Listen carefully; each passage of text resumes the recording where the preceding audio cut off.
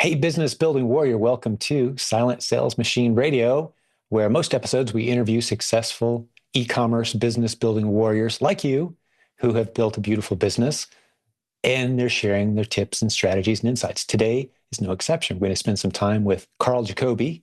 He's a great leader on our team. He's kind of the guy in charge of the wholesale strategy silo of our community, finding great wholesale products, selling them on Amazon. He uses a replens lens as taught in the Proven Amazon course, but a focus on wholesale.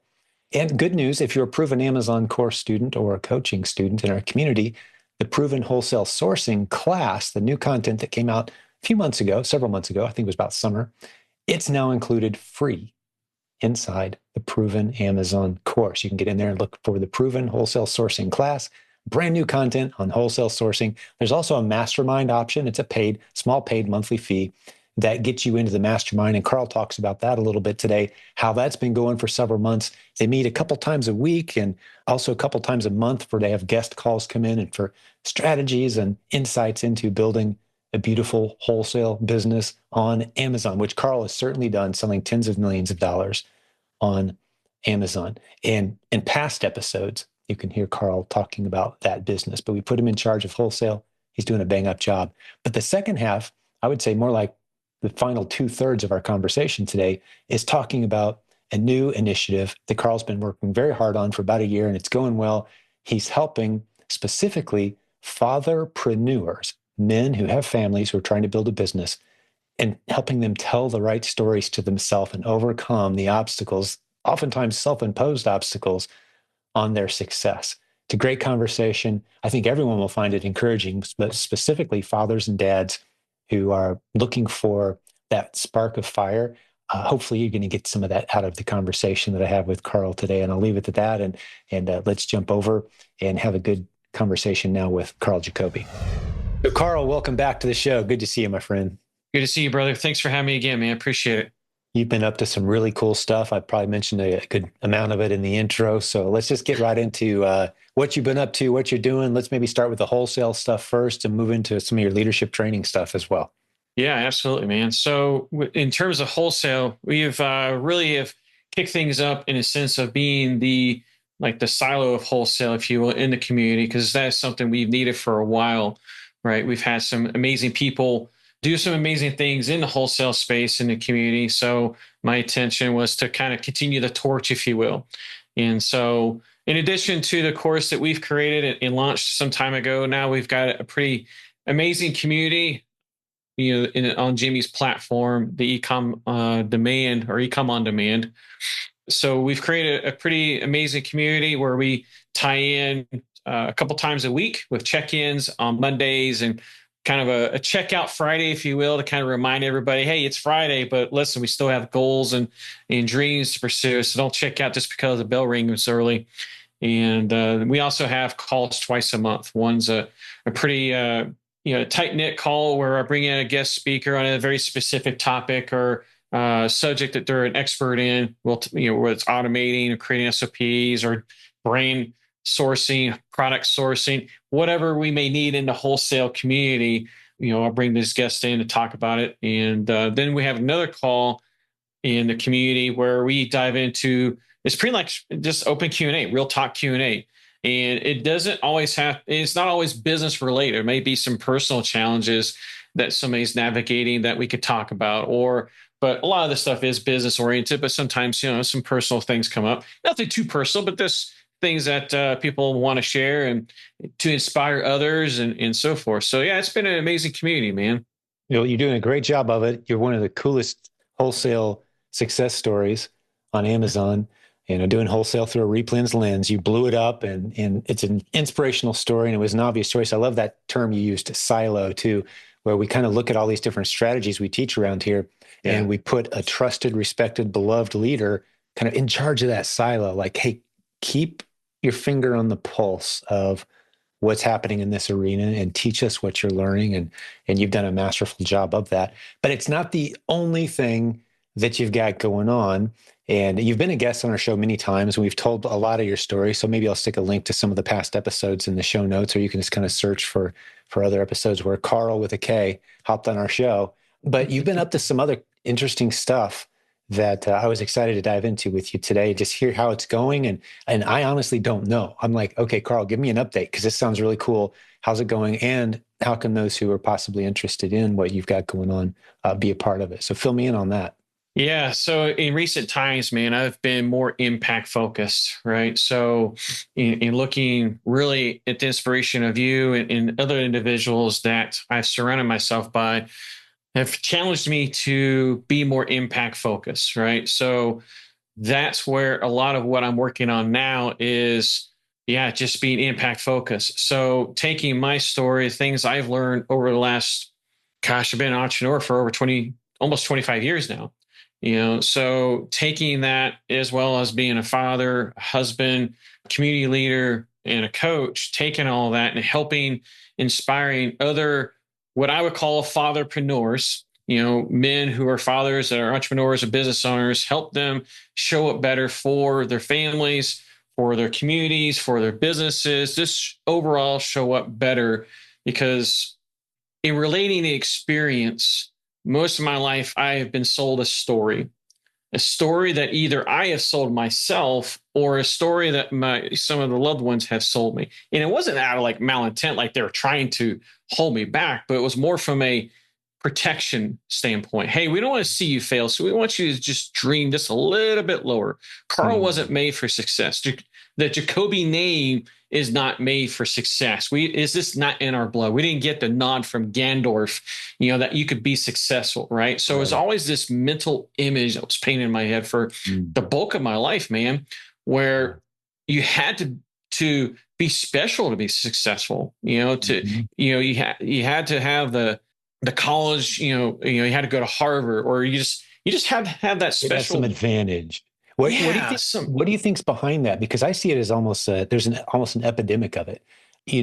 Guys like Jordan Peterson have made a career out of appealing to the oh yes, incels. The yes. lost 25-year-olds who see not much purpose, to whatever's out there.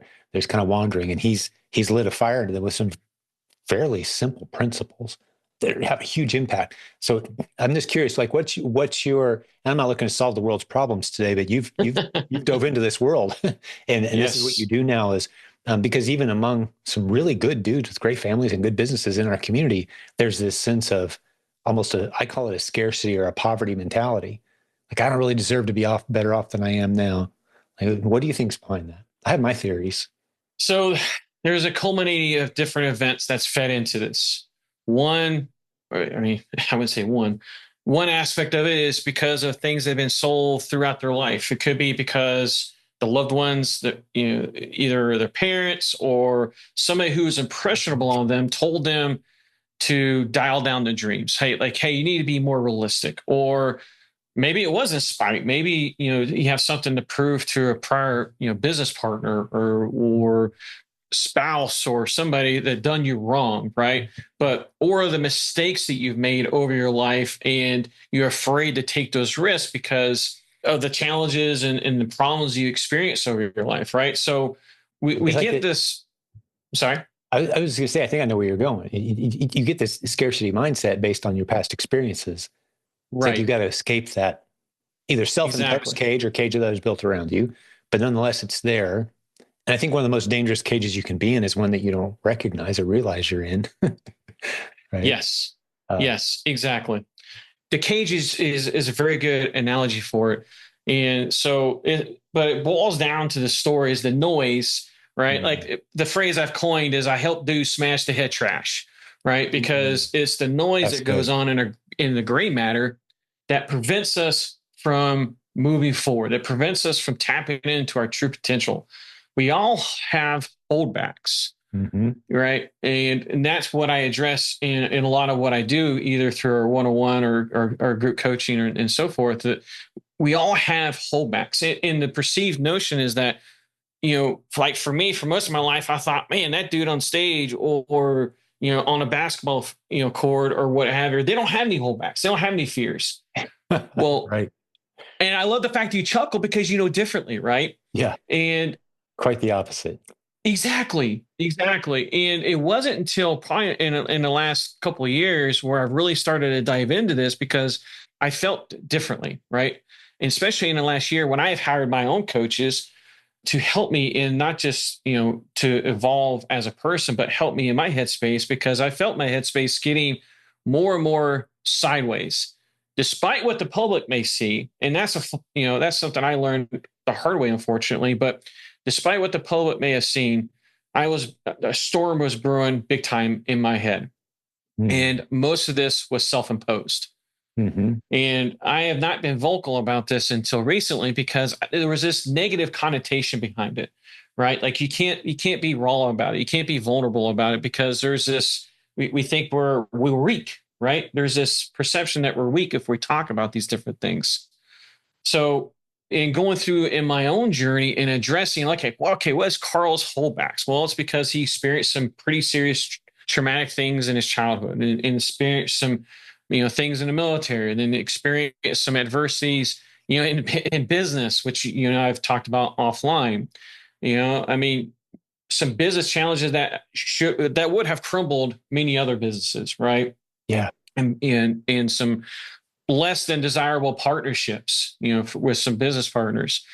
So in navigating that, man, it really helped me create the foundation of what I do now to help other people to break these self-limiting beliefs, these stories that have been sold to them either by themselves or by other people, to let them know, dude, you've made for more, right? We're all Mm-hmm. made for more. We just got to believe it and tap into it so that we can go out and show up better for our spouses, for our families, for our businesses, for our communities, all of these different areas, right? I And love how you so, just couched it. It's not so we can have more of the things that we want.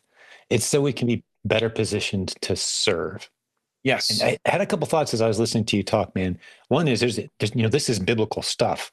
Regardless of 100%. worldview, we're commanded to bring every thought captive as Christians. That's a phrase that means more to me with every passing year of my life. You've got to recognize a thought that needs to be taken captive. Thoughts aren't these uncontrollable things that just kind of drift around. No, you bring your thoughts into captivity. You're intentional. Just as I'm Mm-hmm. intentional whether I picked up this cup or not just now, you're intentional about what you're thinking about. And those thoughts that don't belong there, that somehow flash in, you take them captive. You put them away, right? So you talk about, smashing those bad negative thoughts. You got to Mm-hmm. recognize them. They're not there out of your control. You got to grab them, take them, recognize them. You can't smash something you don't see, right? You're like, oh, there it is. You got to have a plan to tackle it. I love it, man. And the other thing I wanted to point out, just listening to you talk, you very naturally identified this. It's a universal pattern. It's biblical, it's scriptural. Alcoholics Anonymous recognizes this pattern. I don't know if you and I have ever talked about it before, but when you go through a tough journey, the last step is always the same. It involves turning around and helping others take the same journey. Yes. And you're not qualified.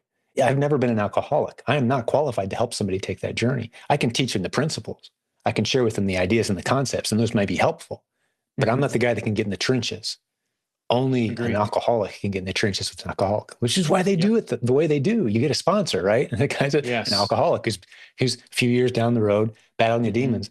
And what they don't say, and I'll end with this and turn it back to you, but unless you've been around this environment, what you don't realize is the sponsor, the one who's supposed to be the strong guy, Mm-hmm. part of him staying strong is turning around and helping the people who are weaker than him, right?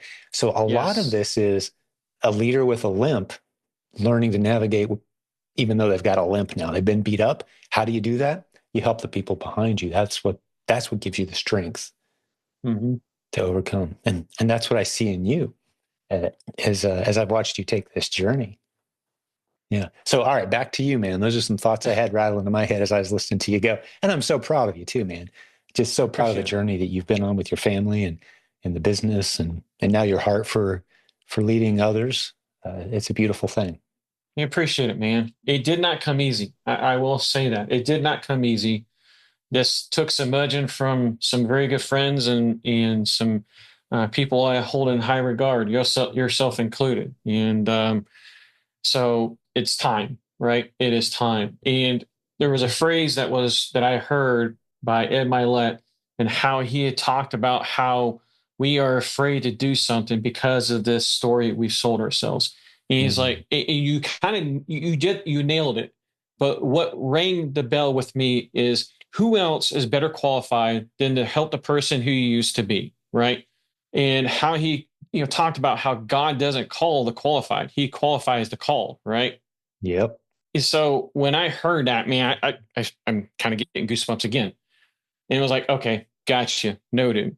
So, I threw myself out there because there are a lot of people who they're battling the same thing, but they're doing it in silence.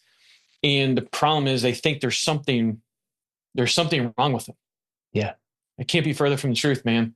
And social media plays a big part of that because we go on social media. In fact, I just released an episode or going to release an episode that talks a little bit about this, that, we often evaluate our present situation based on someone's highlight reels on social media, right? Mm-hmm. We go through social media, we mindlessly scroll, and we see everybody's best day. We see somebody bought a brand new truck or bought a brand new car or built this house or, has some massive sales numbers and sales wins. And we compare ourselves and we get in this trap and it's like, well, okay, I get it, but dude, you don't know the journey that that person went through to achieve that, right? It's easy on the outside looking in to, judge and have your own, notion of what went into that, but you don't know, the butt beating that person's had for the last 5, 10, 15, 20 years to get to that point, right? Same with me. I've had my tail handed to me. Gosh, I say more so in the last 5 years than I ever have in my entire life to prepare me for this chapter that I'm going into right now, to help other men to help other fatherpreneurs to show up better, to break these chains so that they can guide other people, be it their family, be it, the communities, anybody that they are leading. And I have heard a few people say, "Oh, I don't lead anybody." That is, and I love your response to that. You're in You're denial. leading. Yes, you are leading somebody. I don't care who you think you're not leading. You're leading, people at work or in your career or in your businesses, in your community, you are, or your family, you are leading someone. May not be around down the right path, Yeah. right? But you Yeah. are leading somebody. And okay, worst case, you're not leading somebody, but you're leading yourself, right? Well, and just to push back and kind of add to what you just said, I thought I've been working on for, I don't know, 3 or 4 years now, is waiting for somebody to tell me the difference between the words serving and leading. And I can't Mm. find any. I can't find a Mm-mm. single one. So when you say I'm not leading anyone, what you're really saying is I'm not serving anyone. That's a scary place to be. It Very is. scary place to be. It's life threatening. That's why the guys who retire after 40 years at the same company and they die 6 months later because they think playing golf is going to be fulfilling, but it's not. They're not serving anyone anymore, right? Yeah, So 100%. it's almost a self-imposed death sentence to not be leading anyone, aka serving anyone. And you read the Bible, I don't see that word leadership a whole lot. I see the word serving a whole lot, and you could insert the word leader everywhere it's used. Yeah. Right? Well, I think that word leadership got popular in the 80s and we've all latched onto it. I'm not anti the word by any means, but if you learn to serve well, that's leading. That's all it is. mm-hmm. What's a good leader? Someone that Yeah, served people well enough that they're now willing to go where he wants to take them because they know that he has their best interest in mind. 100%. Right? That's serving. 100%. Agree. Fantastic, man. And so we need men like you that have been in the trenches, leaders with limps, guys have been there, done that, succeeded, ability to teach others, create content, get on stage and overcome the butterflies enough that they can speak from the heart, right? Which is a Yep. skill that you've acquired over time. And Yes. it always involves using your face more, using your voice more.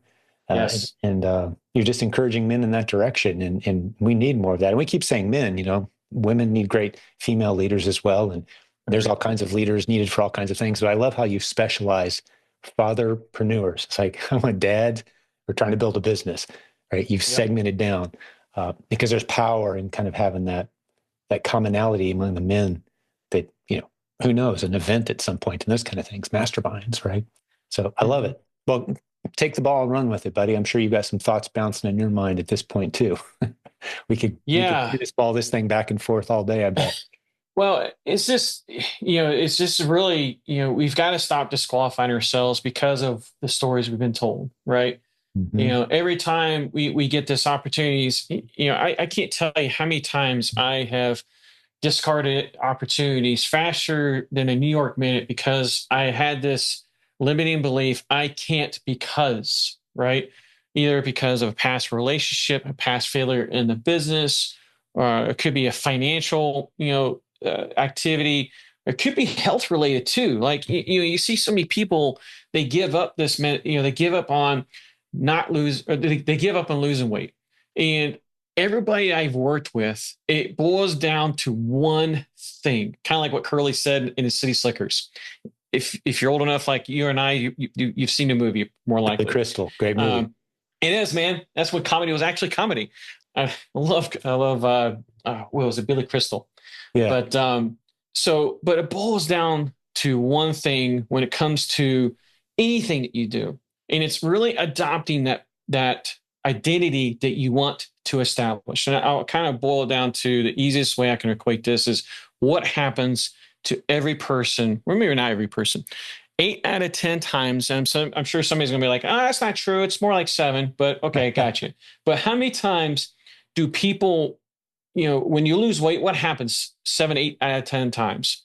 They gain all that weight back and then some, right?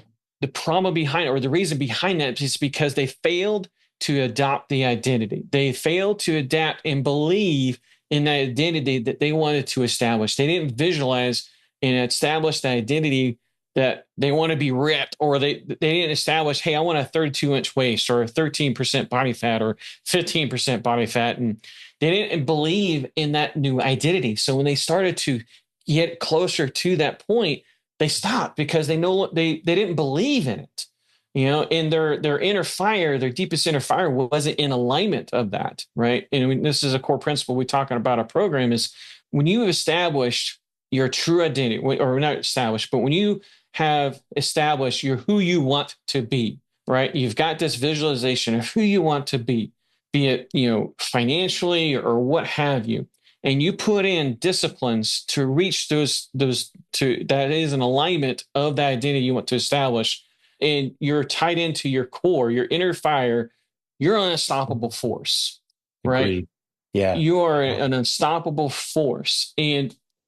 But the problem is people don't want to believe because the problems they've had. So I challenge everybody and said, dude, if you don't want to believe in yourself, borrow my belief in you, right? Because every one of us is made for more.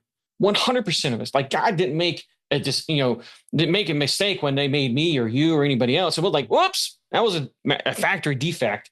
No, that's not the case. We're all made for more. 100% we're all made for more. So that's why I can authentically say, if you don't want to believe in yourself, borrow my belief in the time being until you instill your own belief through installing daily disciplines to reach the life that you want, right? That's been the root cause, with everybody I've been working with, is establishing who they are at the very core, not who society has sold them on, not, their mom has sold them on when they're 5 years old.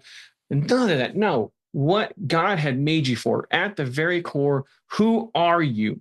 Okay, cool. And let's put everything in alignment so that your values are in alignment, your long-term vision is in alignment, and every action you take and every thought you take is in alignment of those actions. That concept of everything being in alignment, heading in the same direction, that's my favorite definition of integrity. Yes. You could argue that Hitler had integrity because he committed to a course of action. He was all in. He was. Point of, if this doesn't work, I'm taking my own life. Like, that definition of integrity, he had it, right? What worldview is your integrity based on? You've got to decide, and you got to have that, or then you build everything around that, right? Agree. And you were borrowing a concept there. I think you've probably read Atomic Habits, I'm guessing. Yes. Yep. Okay. Because that whole concept of who you identify as in your own mind, he even talked about, don't consider yourself a smoker who's trying to quit. I'm a non-smoker. Yes. Who occasionally messes up, but I'm a non-smoker, right? Mm-hmm. And suddenly you look over your shoulder and you've been a non-smoker so long that the idea of having a cigarette is, and it may sound trite, and, there's a lot to addictions and recovery, that kind of thing. But the example he used is, you want to start being a runner? You don't have to go run 3 miles today. Get the shoes that you plan to run in and set them out before you go to bed, and at least put them on in the morning. If you can't get yourself to go to the front door, okay. But you did what runners do. Yeah. At least a little Yeah. bit. What would a runner do? What would be the first? You take this first little tiny steps, atomic Mm-hmm. habits, and you build those habits over time, and those begin to compound. Right? It's a powerful book. It is. What books? What other books are kind of in your arsenal if you were to kind of help people start to tell the right story? Yeah. So one of my favorites is Power One More by Ed Milet. The other one would be Suck Less, Do Better by Nate Green. He's actually one of my coaches. So yes, I'm going to put a plug in that. Nice. I got to check that Um, out. yeah, it's a very good book. Lots of good information. So a lot of what, well, I wouldn't say a lot, but a good portion of what I've been talking about is stemmed from that because I've also had to go into trenches. He went in trenches with me as, we're uncovering my logs, the things that's fueling me, both the Mm-hmm. good things and the bad things. Mm-hmm. Um, so those are probably my two top books. Of course, you're putting me on the spot now, but That's all right, man. I love putting leaders on the spot. Can't Hurt Me by David Goggins is another one, I think, as well. I've heard of it That's a and good haven't story. read it. What's the premise there? So basically, the premise is, he's had an interesting childhood, right? And it really does. He talks about his childhood, and basically, the premise is, regardless of what you go through, you know, you've got to adopt this tough mindset that you can still power through it. Like he talks about, holding the boats, right? Or I forget the phrase he says, but basically, who's holding the boats, right? So it's like you're either going to be the one to step up to do it, or somebody else is, right? But being that he went through every special forces program, and you couldn't stop him, right? Now that's not to say that he wasn't hurt, physically, but he still powered through it mentally, right? And what we tend to forget is our mind is extremely powerful, 10 times, 100 times more powerful than we give it credit for. And I think that was one of the biggest takeaways I took from the book is, we oftentimes give up on ourselves when we give up mentally, we still got about 80% of the way through before we can actually say, okay, yeah, we're done. Our body's Yeah. tapped out, right? Yeah. I love that. Even physically, as Yeah. runners, lifters, people, been performing at the Mm-hmm. point where and I've experienced this at an extreme way only one time. I think everyone should experience it at least once in their life. I think to me, it's one of the greatest arguments for us being spiritual beings, having a soul. Because I 100%. I trained for a marathon, and I love running mid distances, but 26 miles, come on, what was I thinking, right? I may do it again at some point, but I'm not one of these guys that plans to run a marathon every other week, just set some Me records. neither. No, it's crazy. The recovery Yeah. needed afterwards. It's almost, for me, it was almost selfish what I put my family through. But, I've never run 26 miles. I'd run 22. So about mile 23, I experienced something I've never felt before, where my body is done and it's screaming stop, and my mind, which I can feel it separately because it's not inconvenienced in any way, it's just kind of in charge of the experience and whether it gets stopped or not, and it's screaming stop. My mind is screaming stop, my body is screaming stop, but I didn't stop. And I found myself having this, like, what's going on right now? What's in charge right now? Because Mm-hmm. I don't want to be doing this. No part of me that I can identify inside of me wants to be doing this right now. This hurts. Mm-hmm. It's inconvenient. It's too hot. I need a drink. There's people half my age laying in the grass over there done. Like, why am I still going? And it's that soul inside of you, that voice that you set in place a long time ago that says, I'm a marathon runner. I'm going to finish a marathon. Yep. And that kept me going. And that was that's my spirit, man. Right. Mm-hmm. That, at least that's how I understand it. That's how but the voice that thing's telling, that voice that you established, because I decided, it didn't just decide on its own. I made a decision. I'm going to put my body through this. I'm going to commit to the process. I'm going to allow my soul to take over when it gets hard, and I'm going to get through this. I love that concept of just kind of predetermining what thoughts you're going to allow and reject. Yeah. 100%. Phenomenal. And it does take a good Yeah, coach, it does. good It mentors. 100% does. And every one of us need a coach. 100, Completely agree. I'm a firm believer in that. So yeah. What is, if people want to hang out with you a little more, I mean, we could tennis ball this thing all day, and I love hanging out with you, man. And if the greatest benefit of this episode is I got to catch up with my buddy Karl, man, I'm all about it, because I'm a big fan. I love what you've built. I know you're God first, spouse next, family serve Mhm. kind of guy, which is my kind of dude. But if people want to hang out with you a little bit more and dive in, the website I've got is successwithkarl.com. We'll stick it in the show notes, Karl with a K, right? Yep. But what is someone going to experience if they go to that site and say, hey, I want to have a chat. This might be for me. Like, what comes next? Talk me through a little bit who this is for specifically besides entrepreneur dads. Yeah. So if I had really had to pick out that person, don't get me wrong, anybody can get value from my message, right? But I specifically want to work with fatherpreneurs who have lacked the clarity, don't understand what their vision is. They are afraid to do things because of fear of failure. They've let past setbacks or stories that they've been sold either to themselves or by other people prevent them from tapping into their potential. They know deep down they're made for more, but they just Yeah. don't know how to get it. They Yeah. feel like it's out of reach. Mm-hmm. They know what needs to be done, but they lack the inconsistent action, the discipline to achieve what they want, be it whatever. It could be in their business and personal endeavors, whatever those things are. Those are the areas that we attack in our programs so that they get not lack of clarity. So they understand exactly at the very core of who they are That story. so that they can tap into potential. They are, I wouldn't say not necessarily not afraid, but they know how to lean into those fears so they can rely on the process that it takes to achieve the dreams that they want, right? And through that, we're knocking out inconsistent action. I'm not going to say we're going to be perfect every single day, but that's okay. We're going to focus on the progress rather than, focusing on just perfection, right? We're going to make sure we execute. And over time, we're not going to be perfect, of course, but over time, through consistent actions, man, we're going to make so much momentum. And at the end of the day, that's all we're making is we're making our own momentum. We're creating our own economy. We're not relying on anybody else. Nobody's going to save us. We save ourselves. It's not your fault where you're at, but it is your responsibility to get out of where you are right now. Right. Yeah, So, that's good.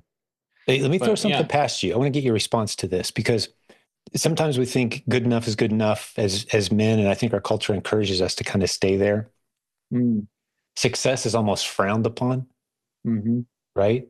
I mean, it freaked me out how many people celebrated the murder of a CEO without knowing anything else about the guy except he was a CEO of a healthcare Yeah. company. People are celebrating that. Like, I went and read Mm, his story. Like, this guy climbed a serious mountain to get to where he was. you Right? did. Like, but for some reason, there's like this delineation line our culture is drawn where once you cross this line of success, like this level's okay, but once you get to Mm-hmm. this level, we can shoot you in the street and we're going to celebrate it. Like, what are you talking about? That's a frightening thing, and that's a dangerous, obviously scary message. But it can keep us in passive mode. But here's the quote I want you to respond to. I hear Jordan Peterson say sometimes, talking about toxic masculinity and aggressive success, right? Like, all that you think that's bad? You think strong men are dangerous and scary? Wait till you see a weak man, what he's capable of. That's the truly scary people in our culture. So, It is. speak to that. Like, what's the risk of just kind of settling for? And here's the other thing. I'll fuel your thoughts with this. This is a timeless biblical message. There's no such thing as steady state, right? No. In a marriage, in a relationship, in a business, in fitness, and all those important areas, your bank account, nothing's steady state. Like, oh, I'm going to keep things right here. Yeah, Mm-hmm. you might as well be saying, you know what, I want to make my life a disaster over the next year and a half. That's the same statement. Saying I've got things right where I want them is the same as saying I'm ready to throw it all in the trash 18 months from now. Respond to some of those thoughts. Yeah, you raised some interesting things in a sense of how success is perceived by a lot of individuals nowadays. And it's those individuals who have not done anything in their life, right? So they're responding in spite of that. And so that's one aspect is, they're responding because they haven't done anything in their life. So now they're jealous because somebody rose up and faced the fears that it Yeah. takes. Like, man, dude, you think that, it's easy to lean in and push and battle all the noise that goes on in your mind, right? But I'm going to tell you right now, it is not easy. Yeah. to battle this noise upstairs, to lean in and, attack each and every day, because we're called upon to live our best life. We are called to lead through serving, right? But we are called to be the best version of ourselves, not just Yeah. for us, but for our families, for our Take new communities. territory. Yeah. Exactly. Exactly. So we are where we are now because of how success has been perceived, right? I would say we, but this culture has been created where it's, when men start to, kind of rise up, they've been shamed, right? And so a lot of the men have just kind of just simmered down. Mhm. And that's why we're in the weak times that we've been in because of that, right? There is this, and I'm going to butcher the heck out of the saying, but, you know, great times create weak men, right? Yeah. Weak men create hard times, right? And it goes in this And hard vicious times create cycle. great men. Exactly. Yeah, exactly.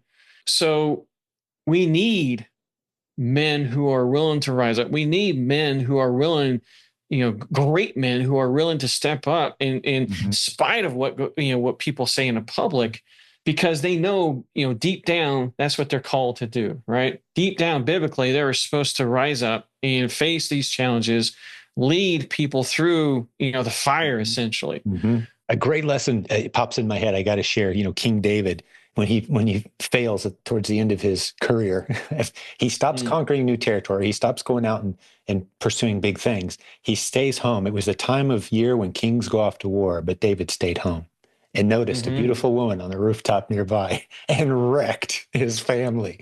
Right, Yep. and I love that illustration. And the poem that popped in my head, I think Truman wrote this. I can't remember, but it was The Man in the Arena, right? I'm sure have you read that poem before? You're familiar with it? Yes. Yeah. Hmm. I've noticed that you talk about your critics. Every critic I've ever had, and if you're going to step up and try to do something big, you're going to have critics. But every critic 100%. I've ever had has been someone who, in comparison, is tackling such little challenges. It's never been someone who's overachieving above my level. It's always been someone who's further down. That's Hmm. that's pointing at the man in the arena who's taking blows and doing his Hmm. best and fighting the war. That's what a critic is. That's why people make fun of critics. It's like anyone can be a critic. It Yep. doesn't take any talent or skill, you know, Yep. and especially Exactly. online. So those voices can really pile on us and make us feel like smothered almost. Hmm. But that's a story we tell ourselves, right? It Who is. cares what the critics say? Who cares, man? If I've learned anything the past, I would say 8 years, it's a ever diminishing interest or attention to what a critic might say. I just keep cranking out the success stories and keep producing the results and let the chips fall where they may. Let the critics say what they will. Yeah. I mean, think about it. Think about it this way, man. If you listen to all these critics and and people, has these opinions. Are these opinions going to matter when you're sitting on your deathbed, taking your final breaths? I mean, when you're taking your last breaths, is that person's opinion, you know, is that person's opinion? They're more likely have already passed by now. But I mean, are you really going to let that person's opinion influence on something you could have done amazingly well? Like, this is probably gonna be controversial, so bear with me, man. But Ed Milet shared this a long time ago, and man, it really changed in how I want to show up. His belief, he said this in a podcast a while back. He said his belief, you know, for hell, when you go to hell, he believes that if you, how did he say this? Now I'm going to butcher this up, man. But he stated in his belief that when you go to hell, if you go to hell, mirror face, if you go to hell, you're going to meet the person who you are supposed to be, but you failed to show up to be that person. Like you're going to meet that person who Yeah. you could have been had you believed in yourself. Just staring into a mirror of all your regrets, Yes. basically. Yeah. Yeah. All the things that you Exactly. could have, should have, might have, Yep. right? But Yeah. instead of believing in yourself, instead of taking that risk, instead of going forward and leaning all in, you succumb to that fear, and now you're meeting the person who you could have been. You Mm-hmm. could have been, the next, I don't know, Tony Robbins or Who whatever, knows? right? Who knows? Yeah. Yeah. Or even just a great husband and great dad. I mean, what a Yeah, legacy. I'll be thrilled with exactly. that. I'll be thrilled with that. as a Yeah, final, let alone building a business exactly. and impacting other lives and serving well. And man, it's hard enough just to be a great husband and a great dad without It is. encouragement. And well, hey, Karl, man, I've got another appointment coming up. I'd love to keep rolling through this with you, buddy. I'm encouraged and inspired. I think others who hung with us on this journey, whether they're a fatherpreneur or not, these are universal principles, right? There's Agreed. some things that apply only to men and fathers. Like I'll never know what it feels like to be a good mom. I have no clue, right? But there's a lot of universal principles here. I hope we encouraged and inspired some folks today. But I want to mention your website again before I let you go. It's successwithkarl.com, with Karl with a K.